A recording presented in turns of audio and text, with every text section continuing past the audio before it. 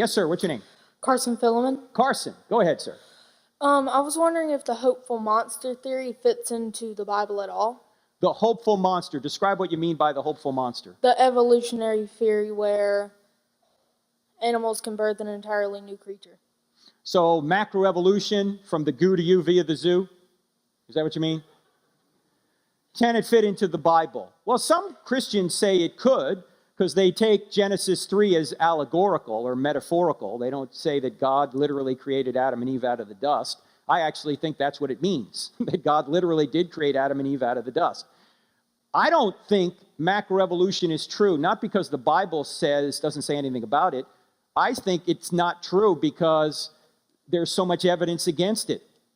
In fact, I'll just list 5 lines of evidence against it. We don't have time to go into the details, but the fossil record does not line up with what macroevolutionists say. There's not a whole bunch of transitional forms.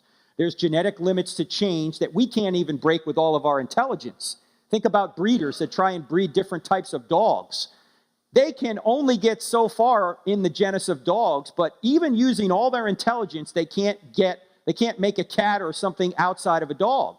Well, if using our intelligence, we can't break genetic limits, why would we expect a non-intelligent process like natural selection to do so?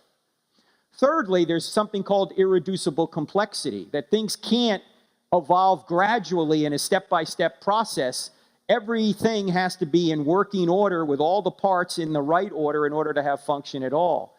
Fourthly, there's this thing out there known as epigenetic information, which is the structure of the cell.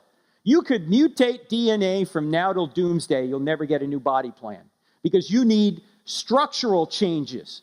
Just like if you were to have a software program, say it's a home design program, that could spit out a plan on how to build a home, but do you have a home with just a software program? No, you need structural materials like nails and wood and cement and those kind of things. So you need those things in order to have any new life form.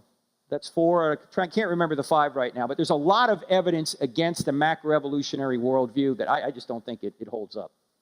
Okay, thank you. All right, thank you. Good question. Now, by the way, for those of you that are worried, come on up. Let me just make one more comment. Macroevolution could be 100% true. I don't think it is, but even if it were true, that you don't get rid of the need for God. Even if macroevolution is true, the underlying forces, the natural forces that allow it to occur are created and sustained by God.